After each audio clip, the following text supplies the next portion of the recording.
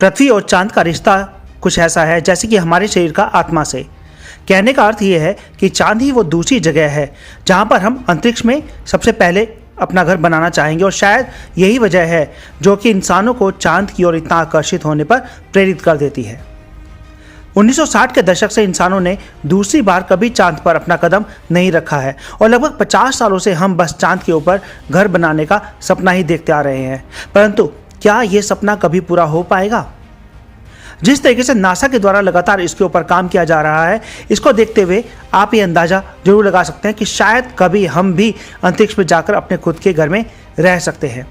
इसी महीने 21 नवंबर को नासा के द्वारा लॉन्च किया गया ओरियन स्पेसक्राफ्ट चांद की सतह से बेहद ही करीब से होकर गुजरा है। इस स्पेसक्राफ्ट को नासा ने कुछ समय पहले आर्टेमिस मिशन 1 के चलते डिजाइन करके चांद के ऊपर लॉन्च करने की बात कही थी। खैर, सूत्रों के अनुसार यह स्पेसक्राफ्ट चंद्रमा की सतह से लगभग 130 किलोमीटर ऊपर से ही ट्रैवल करके गया है, और सबसे खास बात यह है कि स्पेसक्राफ्ट इंसानों को चांद पर लैंड करवाने की प्रतिभा भी रखता है। आखिरी बार 1972 में इंसानों ने चांद पर अपना कदम रखा था।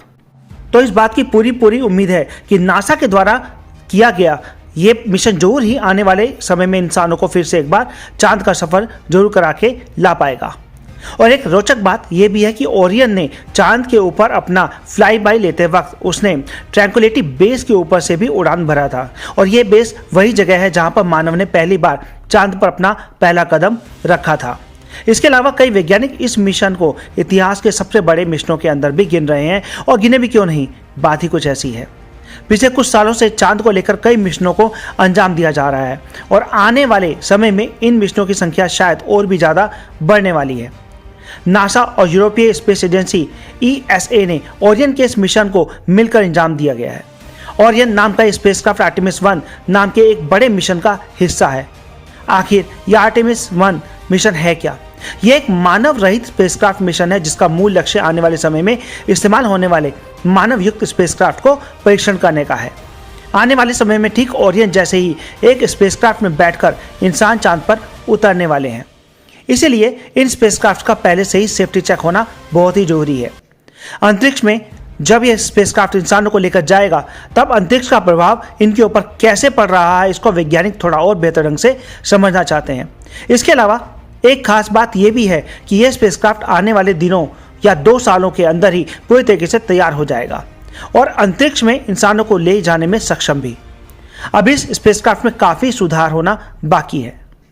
बहरहाल वैज्ञानिक इस स्पेसक्राफ्ट के स्टार ट्रैकिंग नेविगेशन सिस्टम में आ रहे छोटे बड़े ग्लिचेस को सुलझाने में व्यस्त है। कुछ वैज्ञानिकों का मानना है कि स्पेसक्राफ्ट का नेविगेशन सिस्टम अंतरिक्ष में मौजूद हाई रेडिएशन के कारण खराब हो रहा है, और इसके कारण बार बार इसमें सुधार करने के बाद भी ग्लिचेस आ रहे हैं। लगभग 4.1 अरब अमेरिकी डॉलर की लागत से बना ये मिशन इंसानी इतिहास में होने वाले सबसे बड़े और महंगे मिशनों के अंदर आता है। लगभग 25 दिन तक अंतरिक्ष में ट्रैवल करने के बाद यह स्पेसक्राफ्ट ओरियन आखिरकार चांद तक पहुंच चुका है। एक सूत्र से पता चला है कि स्पेसक्राफ्ट को चांद के ऑर्बिट में दाखिल होने के लिए लगभग 64,373 किलोमीटर से ज़्यादा की दूरी तय करनी पड़ी। इसी की वजह से स्पेसक्राफ्ट अब तक पृथ्वी से अंतरिक्ष में लॉन्च हुए इंसानों को ले जाने में सक्षम स्पेसक्राफ्ट की श्रेणी में सबसे ज़्यादा दूरी तय करने वाला स्पेसक्राफ्ट बन चुका है। इसके अलावा स्पेसक्राफ्ट को लूनर ऑर्बिट में दाखिल करते वक्त स्पेसक्राफ्ट का इंजन बंद हो चुका था, और इसी के कारण ऑर्बिट के अंदर दाखिल होते वक्त स्पेसक्राफ्ट का कमांड सेंटर से कोई कनेक्शन नहीं था। सोचिए, मिशन के दौरान एक बेहद ही महत्वपूर्ण समय में जब आपको अरबों रुपए से बने स्पेसक्राफ्ट के बारे में कुछ भी पता नहीं चलता है, तब कैसा अनुभव हो रहा होगा। वाकई में कोई कठोर हृदय का मानव ही कि ऐसे मिशनों को करने का प्रयास कर सकता है। खैर, लूनर फ्लाईबाय लेते वक्त नासा के अनुसार स्पेसक्राफ्ट की गति प्रति घंटा लगभग 9,114 किलोमीटर थी। 1972 में नासा के द्वारा आखिरी मानव युक्त लूनर मिशन को अंजाम दिया गया था, जिसका नाम अपोलो 17 था।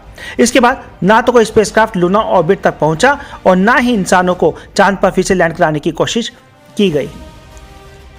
खैर, यह स्पेसक्राफ्ट अंतरिक्ष में लगभग 1 हफ्ते तक रहेगा, और वैज्ञानिक इसके ऊपर काफ़ी अलग अलग तरीके के प्रयोग करेंगे, जिससे यह स्पेसक्राफ्ट अंतरिक्ष यात्राओं के लिए और भी ज़्यादा सुरक्षित हो जाएगा।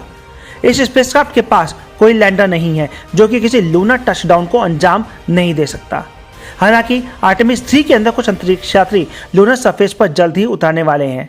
यह मिशन साल 2025 तक हो जाएगा, और इस मिशन के अंदर एक खास बात होगी कि इस मिशन में एक महिला अंतरिक्ष यात्री भी चांद पर अपना पहला कदम रखेंगी। इस मिशन में स्पेसएक्स की HLC यानी कि ह्यूमन लैंडिंग सिस्टम को इस्तेमाल किया जाना है। अगली वीडियो में फिर मिलते हैं कुछ और इंटरेस्टिंग फैक्ट के साथ। अगर आपको वीडियो पसंद आए तो लाइक शेयर सब्सक्राइब जरूर करें। Thank you.